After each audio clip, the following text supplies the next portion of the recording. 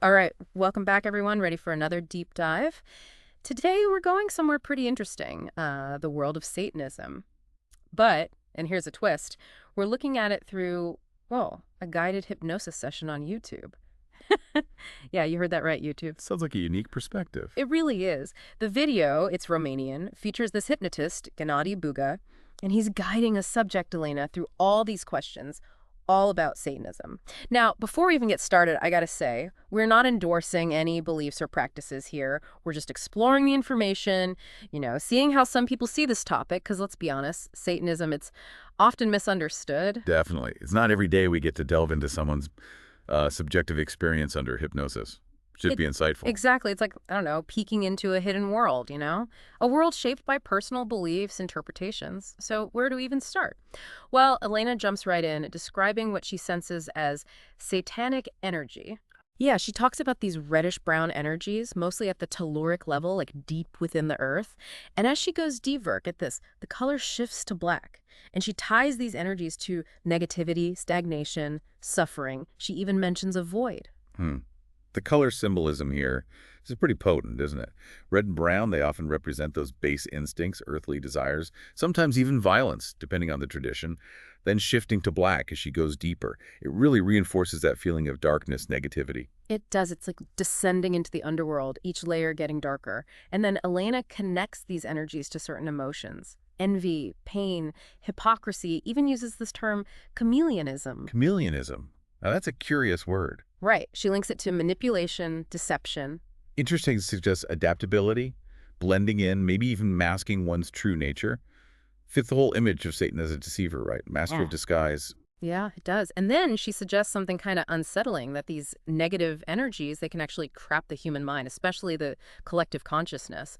Like we're drawn to negativity, and that makes us, well, vulnerable to these darker frequencies. That brings up the question of attraction, doesn't it? If thoughts and emotions have a frequency, like many traditions suggest, then we might be drawn to things that, well, vibrate similarly. So harboring negative thoughts, you might attract similar energies from the outside. Makes you think, right? If negativity can create this sort of energetic trap, like Elena says, maybe focusing on the positive, on light, could break us free. But she doesn't stop there. Elena goes on to link Satanism with this thirst for power, control, manipulation. According to her, this creates realities shaped by these powerful egregores. Egregores, for those who haven't heard the term, they're like thought forms, fueled by collective belief. Imagine a bunch of people focused on the same idea, same desire, even the same fear, their energy combined. It creates this entity, and it can influence individuals, even shape events.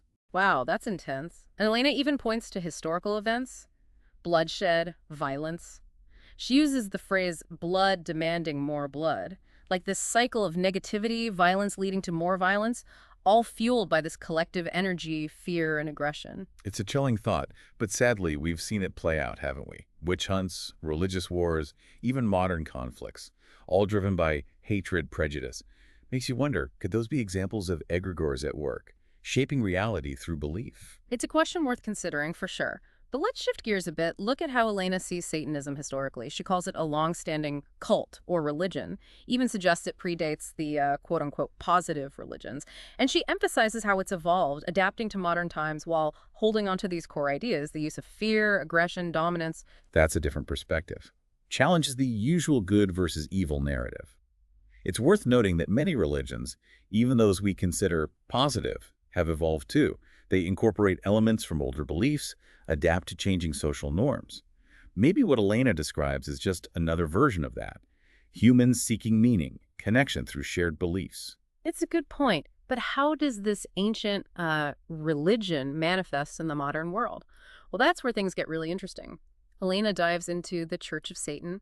Anton LaVey, the founder, she describes him as, well, a magician from another time, someone who wanted to prove a negative universe exists. We should probably mention LaVey himself didn't believe in a literal Satan. He saw it as a symbol, rebellion against societal norms, embraced individualism, self-indulgence, that sort of thing. Right, but Elena seems to agree he was a powerful figure, but she suggests he was guided by, well, another entity, one that wanted to create this counterpoint to a benevolent God, almost like a cosmic prankster showing humanity that darkness is just as powerful as light. This duality, these opposing forces in balance, it's a recurring theme, isn't it? yin and yang, light and shadow, even in science, action and reaction. Maybe these opposing forces, they're not good or evil, just different parts of a bigger picture. That's a great point, but Elena takes it a step further, says satanic worship represents a schism in consciousness. For those disillusioned with traditional religion, it's like they're choosing to align with this darker force. This idea of a schism, breaking away from established beliefs, it speaks to our need for autonomy, right? Self-determination. Maybe traditional religious structures just don't resonate with everyone, leads them to seek other paths for meaning, purpose. Yeah, that makes sense. And Elena adds that Satanism, it appeals to people looking for tangible results, quick manifestations, like a fast track to power, fulfillment, but, maybe with a dark side. She mentions it often amplifies negative emotions, anger, aggression, revenge, like these impulses are being harnessed, directed towards some end. It's definitely a complex dynamic and potentially dangerous. That pursuit of power, especially if it's fueled by negative emotions, well, it can lead down a slippery slope. But before we get into that, we should probably take a closer look at the rituals and practices Elena describes. What are your thoughts on that? Definitely the most fascinating part, and probably the most unsettling. Back again, exploring Satanism, this time through Elena's, hypnotic journey. As we go deeper into these rituals and entities, gotta say, approach this stuff with a critical mind. What really gets me are her descriptions of the rituals, especially that focus on blood, like it's some kind of energetic attractor. She mentions sacrifices, invocations, even summoning entities through portals. Pretty intense, not gonna lie, a little creepy. That's like those classic images, right? Dark robes, candles, chanting. But those are often exaggerated, Yeah. meant to scare us, make it all seem other. True, we're not here to sensationalize this. What we want to understand is the symbolism, the beliefs behind it. Elena, she really seems to believe blood has this unique power, like a bridge between the physical and spiritual. This idea of blood is sacred. It's not just Satanism. You see it in ancient cultures, religions, even modern esoteric stuff. Blood oaths, sacrifices, even symbolically, like communion. Like, it represents the essence of life, and offering it creates this connection and exchange with whatever you're invoking. But what about those forces? Elena describes some pretty scary encounters during these rituals. She talks about demonic possession, right? That's a concept that gets thrown around a lot, often misunderstood. It's not always this simple takeover, an external force taking control. In many traditions, it's more like a partnership, energies merging. So not always about being controlled by something evil. Not necessarily. Some believe these entities offer knowledge, power, even guidance, but there's a price. It's all about navigating that exchange, understanding the risks. Elena also describes these entities as hybrids, part Draco-reptilian, part mammalian. That's a weird combo, isn't it? Makes me think of those old myths, dragons, serpents, wise and dangerous all at once. Good point. Reptilian imagery, it pops up everywhere. Primal instincts, hidden knowledge, forces of chaos. Interesting how she ties that into Satanism. Yeah, and she doesn't stop there. She even suggests Satan himself is this lab-created entity designed by the Draco to exist in our world, like a sci-fi take on the devil. Blending ancient mythology with modern ideas makes you wonder, is that her belief or something from her subconscious during hypnosis? Hard to say, right? But it shows the power of the subconscious, how it mixes beliefs and images to create its own stories. For sure, and Elena keeps going. She gets into comparative mythology, connects Satan with Lucifer, other figures like Baal, Beelzebub, Set. It's like she's building a whole pantheon of dark entities, each with their own place, their own goals. Like she's creating her own cosmology, her understanding of the forces at play. And it's not just those ancient figures. She talks about symbols, rituals, the pentagram, inverted cross, those hand gestures, mudras. Symbols, they're powerful tools, right? Communicate meaning, evoke emotions, they can represent complex ideas, connect people to larger belief systems. Makes sense that Satanism, like any tradition, would use them. Elena talks about the inverted cross specifically, says it reverses the flow of energy downwards to the earth instead of up to heaven, like a choice to focus on the material world, not the spiritual. Fits the idea that Satanism, at least as Elena sees it, emphasizes this world, fulfilling those earthly desires. It's rejecting that traditional focus on transcendence, the afterlife. And then she mentions that image, the Pope sitting on a chair with an inverted cross. She interprets it as accepting evil alongside good. That's a bold statement. Makes you think about the symbolism within the church, how their doctrines have changed. It's a complex issue, open to interpretation. The inverted cross means different things to different people. Some see it as satanic, others as humility, even martyrdom. For the Catholic Church, it often symbolizes St. Peter, crucified upside down. So, not necessarily about embracing evil? Not really. It could just be acknowledging that duality, good and evil, the light and shadow in all of us throughout the universe. Interesting way to look at it. But let's bring it back to the people practicing Satanism. Elena says they're possessed during rituals, but in their everyday lives, totally normal. Like they have these double lives switching between realities. The double life, that's a common theme in stories about secret societies. The occult creates mystery, but also raises questions about authenticity, deception. Right, and we have to be careful not to generalize based on Elena's experience. She also says some people are drawn to Satanism for power, to get what they want, like a shortcut, but with a dark price tag.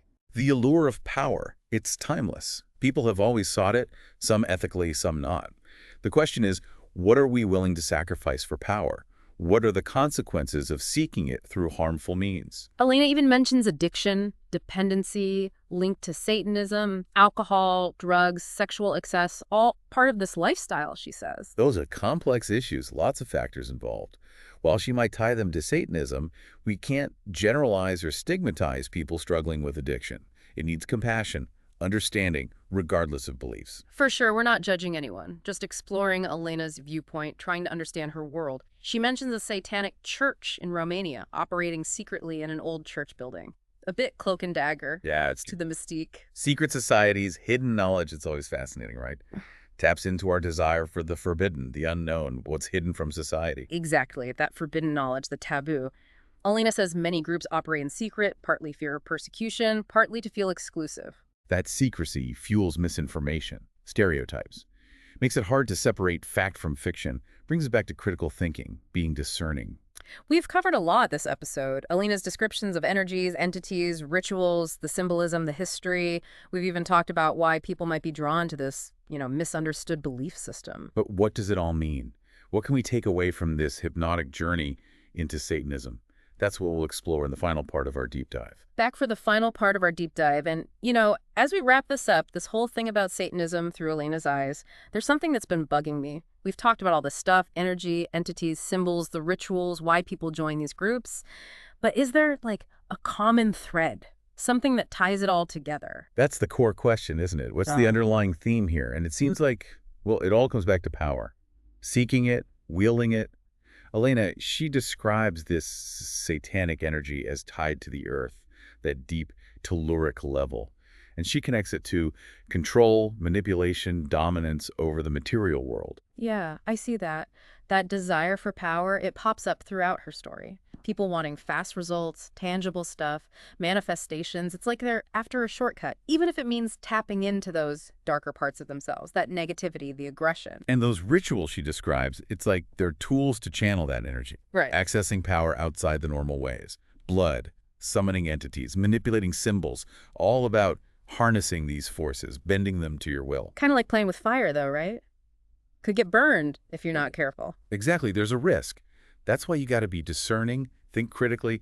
Elena's experience, it's just one perspective on this whole thing. We can't forget that. True, and not all Satanists are doing these rituals, sharing these beliefs. We can't generalize. But her story, it definitely makes you think about belief itself, the human search for meaning. It does. Why are some people drawn to these paths? The ones that challenge, everything we consider normal, moral. What are they looking for? What needs are they trying to meet? Is it just power gratification, like Elena says, or is there something more? Rebellion, rejection of authority, maybe even a longing for, something bigger than themselves. Could be all of those things. It'd be different for each person. Human motivations are complex, just like the people who hold these beliefs. Well, what really struck me was that duality thing. Kept coming up, this back and forth between light and dark, these forces, both needed for balance. It's not just her. A lot of traditions have that. Yin and yang, light and shadow. Even psychology talks about those archetypes. And even in science, right? Creation and destruction, entropy and order. So maybe the question isn't whether darkness exists, but how we deal with it. Do we fear it, shut it out, or try to see it as part of, the natural order of things? That's a big question, and Elena's experience, it really leaves us thinking about that. Her journey, it gives us a look into this belief system that embraces the shadow, those darker parts of us, and the universe. Whether we agree with her or not, her story challenges us to look at our own ideas about good and evil, power, control, even those forces that shape our world. And it reminds us that the mind, it's a powerful thing, mysterious. It can create all kinds of realities, good and bad, beautiful and terrifying. It comes down to each of us, what we choose to focus on, what we believe. We shape our realities, alone and together, and that's something we can't take lightly. Well said. Thanks for joining us on this deep dive into the world of Satanism. Fascinating and unsettling all at once. Hope it made you think, got you curious about belief, the subconscious mind, and just how complex human experience really is.